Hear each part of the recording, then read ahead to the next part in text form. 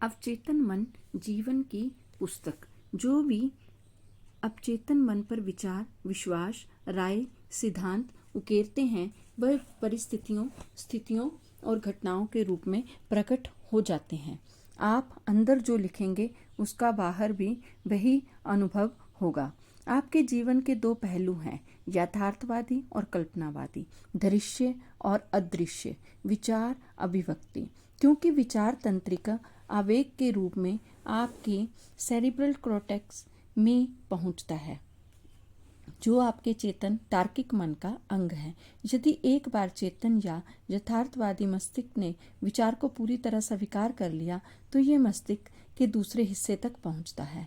यहाँ ये साकार हो जाता है और परिस्थिति का रूप ले लेता है। जैसा कि आप जानते ही हैं कि आपका अवचेतन बहस नहीं कर सकता, ये उसी पर अमल करता है जो आपने इस पर लिखा है। ये आपके चेतन मन के निष्कर्षों या आपके फैसले को अंतिम मान लेता है। इसलिए आप हमेशा अपने जीवन की पुस्तक पर लिख रहे हैं। आपके विचार ही अंततः आपके अनुभव बन जाते हैं। अमेरिकी दार्शनिक राल्फ वाल्डो इमर्सन ने कहा था कि मनुष्य वही बन जाता है जो वह दिन भर सोचता रहता है। सृजनात्मक विचारों की छाप। अमेरिकी मनोविज्ञान के जनक विलियम जेम्स ने कहा था कि अवचेतन मन में विश्व को हिलाने की शक्ति है, क्योंकि इसमें असीमित ज्ञान और बुद्धिमत्ता होती है। इसमें छिपे हुए स्रोतों में पोषण मिलता है और जीवन का नियम बन जाता है। आपके अवचेतन मन पर जो भी छाप पड़ती है, ये उसे साकार करने के लिए जमीन आसमान एक कर देगा। इसलिए आपको इस पर सिर्फ सही और सृजनात्मक विचारों की छाप ही छोड़नी चाहिए। विश्व में अव्यवस्था और दुख का कारण इसलिए है क्योंकि अधिकांश मनुष्य अपने चेतन और अवचेतन मन के आपसी संबंध को नहीं समझते। ये दोनों अनुरूप तथा सुखद सामंजस्य में हो तो आपको सेहत, खुशी, शांति और सुख मिलेगा। क्योंकि जब चेतन और अवचेतन मन सामंजस्य और शांति से मिलकर काम करते हैं तो इनमें कोई मतभेद नहीं होता। प्राचीन काल में हिमेस ट्रिस्मेगिस्टस को विश्व का सबसे महान शक्तिशाली जादूगर माना जाता था। उनकी मौत के सदियों बाद जब उनकी कब्र खोली गई तो प्राचीन जगत को जानने वाले लोगों में बहुत उत्सुकता थी। लोग कह रहे थे कि कब्र के अंदर युगों युगों का दबा पड़ा रहस्य मिलेगा, और ये मिला। ये रहस्य था, जैसा अंदर वैसा बाहर, जैसा ऊपर वैसा नीचे। अर्थात आप अपने चेतन मन पर जो भी छाप छोड़ेंगे वे बाहर व्यक्त होगी। मोजेस ईसा मसीह, युद्ध, जोरेस्टर और युगों युगों की सभी प्रख्यात दूरदर्शी हस्तियों ने भी इसी सत्य की घोषणा की है। आप व्यक्तिगत रूप से जिसे सच मानते हैं वह स्थितियों, अनुभवों और घटनाओं के रूप में व्यक्त होगा। गति और भावना में संतुलन होना ही है। जैसा स्वर्ग में है वैसा ही धरती पर होगा। ये जीवन का महान नियम है। क्रिया और प्रतिक्रिया, स्थिरता और गति का ये नियम आपको समूची प्रकृति में मिलेगा। इन दोनों में संतुलन होने पर ही सामंजस्य और संतुलन बनेगा। आप विश्व में इसलिए हैं ताकि जीवन लयबद्ध तरीके से सामंजस्य प्रभावित हो सके। अर्थात अंदर जाने और बाहर निकलने वाली चीज़ें बराबर होनी चाहिए। अंदर की और बाहर की अभिव्यक्ति बराबर होनी चाहिए। आपकी सारी कुंठाओं का कारण अपूर्ण इच्छाएं हैं। यदि आप नकारात्मक, विनाशक और दुष्ट विचार रखेंगे तो ये विचार विनाशक भाव पैदा करते हैं। ये भाव बाहर निकलने का कोई ना कोई रास्ता खोज लेंगे, किसी न किसी तरह व्यक्त होंगे। जब भावों की प्रकृति नकारात्मक होगी तो अक्सर हृदय रोग, तनाव और चिंता के रूप में व्यक्त होते हैं। अपने बारे में आपकी क्या सोच या भावना है? आपके अस्तित्व का प्रत्येक हिस्सा उसी सोच की अभिव्यक्ति है।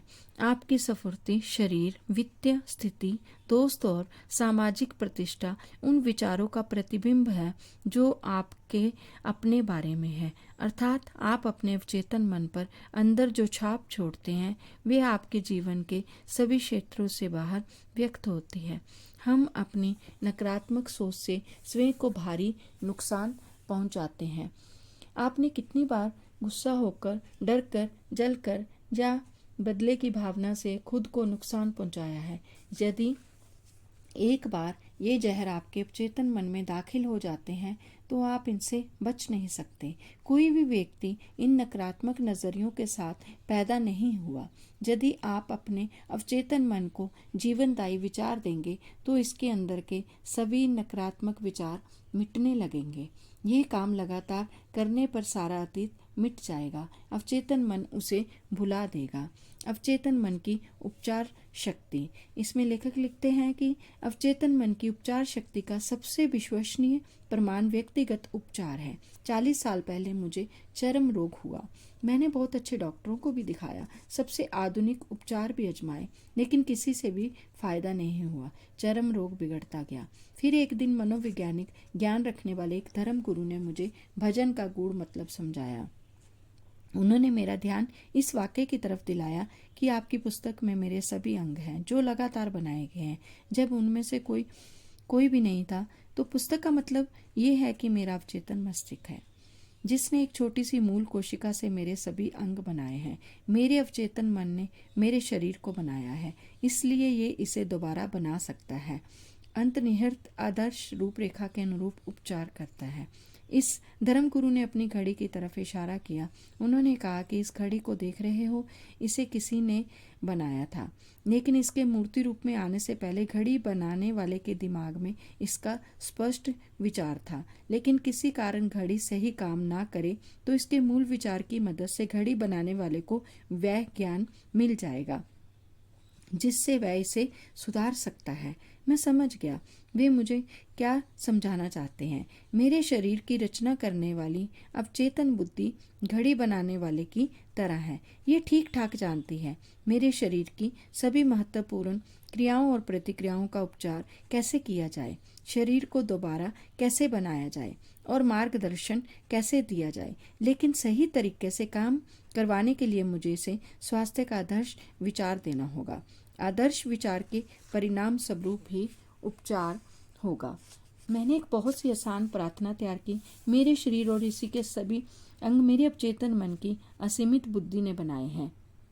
मैं जानता हूँ कि उपचार कैसे किया जाए। बुद्धि ने मेरे अंग उन तक मांसपेशियां और हड्डी बनाई है। मेरे अंदर की ये असीमित उपचार शक्ति ही मेरे अस्तित्व की प्रत्येक कोशिका को रूपांतरित करती है और मुझे संपूर्ण बनाती है। इस उपचार के लिए मैं धन्यवाद देता हूँ जो इस समय हो रहा है, क्योंकि मेरे अंदर की रचनात्मक बुद्धि में अद्भुत शक्तियाँ हैं। मैं इस आसान प्रार्थना को प्रत्येक दिन जोर जोर से दोहराने लगा।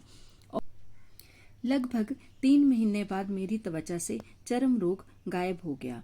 मेरा डॉक्टर जरूर चकरा गया, लेकिन मैं जानता था कि ये कैसे संभव हो पाया। जब मैंने अवचेतन मन को संपूर्णता, सुंदरता और पूर्णता का जीवनदायी